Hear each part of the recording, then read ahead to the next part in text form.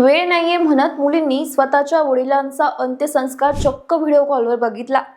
इकडे बापाच्या चितेला अग्नी दिली जात होती आणि मुलगी विचारत होती आणखी किती वेळ लागेल। काय आहे संपूर्ण प्रकरण सविस्तर सांगते, पण त्या अगोदर देदनका चॅनलला फॉलो आणि सबस्क्राइब करायला विसरू नका। मुंबईतले एकेकाळचे मोठे कापड व्यापारी शिवचरण रामरत्न गुप्ता वय 74 आयुष्यभर मेहनत करूनही तिन्ही मुलींना शिकवलं, स्वतःच्या पायावर उभं केलं।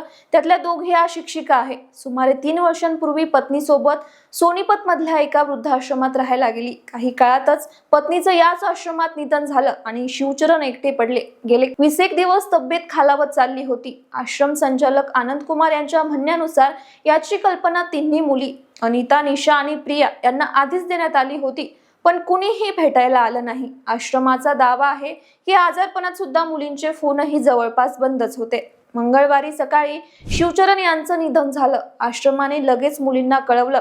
अपेक्षा होती की आता तरी कुणी येईल, पण तसं काहीच झालं नाही। उलट थोरल्या मुलीने ऑनलाईन 5100 रुपये पाठवले आणि सांगितलं की अंत्यसंस्कार सोनीपत मध्येच आश्रमाकडूनच पूर्ण निधीने करावे।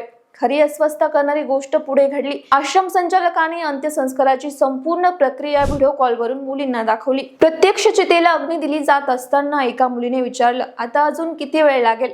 तिला सांगण्यात आलं, मुखाग्नी दिली गेलेली आहे, 10-15 मिनिटात सगळं काही पूर्ण होईल। यावर तिचं उत्तर होतं, सगळं व्यवस्थित झाल्यावरती मला सर्व व्हिडिओ पाठवून द्या। अस्थि नेण्याबद्दल विचारण्यात झाली तेव्हा प्रिया म्हणाली, आता वडील जागातच नाही तर येऊन काय करणार, आता काही उरलेलंच नाहीये। अस्थि ही आश्रमानेच गंगेत विसर्जित करण्यात यावी अशी विनंती करण्यात आली। या संपूर्ण अंत्यसंस्कारात सहभागी झालेले समाजसेवक मंजित तिहाडा यांनी हळहळ व्यक्त केली। आज समाज कोणत्या दिशेने जात आहे हे विचारूनच अंगावरती काटा येतो।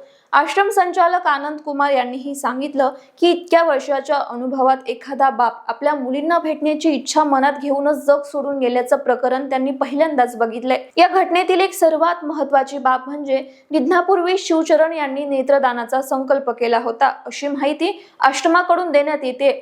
मंगळवारी सकाळी डॉक्टरांच्या टीमने आश्रमात येऊन सन्मानाने त्यांचे डोळे दान करून घेतले। म्हणजेच मृत्यूनंतरही शिवचरण यांनी 2 गरजू व्यक्तींना दृष्टी देण्याचं माध्यम ठरले। पण आश्चर्याची बाब म्हणजे एका बापाचा शेवटचा प्रवास मोबाईलच्या स्क्रीन पुरता उरला। ही घटना नात्यांवर आणि बदलत्या सामाजिक मानसिकतेवर मोठं प्रश्नचिन्ह उभं करते। बाकी या प्रकरणाबद्दल तुम्हाला काय वाटतं, आम्हाला कमेंट बॉक्समध्ये नक्की कळवा।